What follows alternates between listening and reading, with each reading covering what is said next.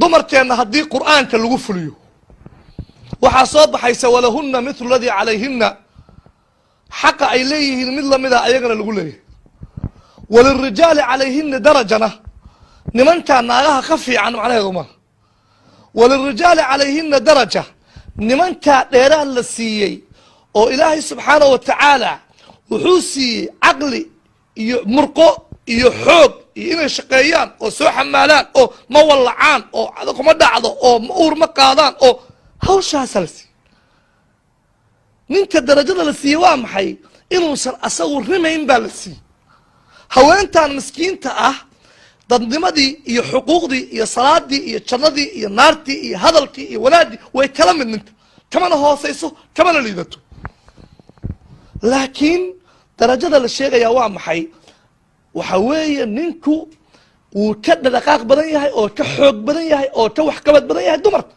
waa biological difference leedahay waa kala duwanaansho abuuriseed xagga sharafta maaha man camila saalixan min dakarin aw unthaa qofkii wanaag sameeya labiyo dhadig waa helayaa ma kala duwan dhankaas marka lagu leeyahay wiilkiiyo gabadha dhaxalka waa kala badan yihiin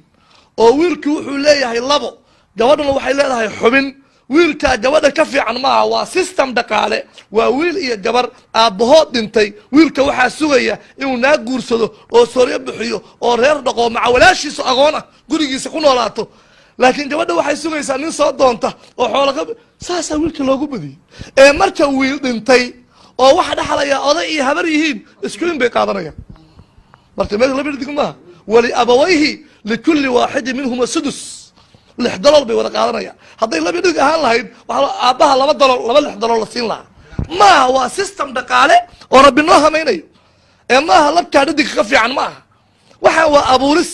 qur-aankuna wuxuu ka cabiraa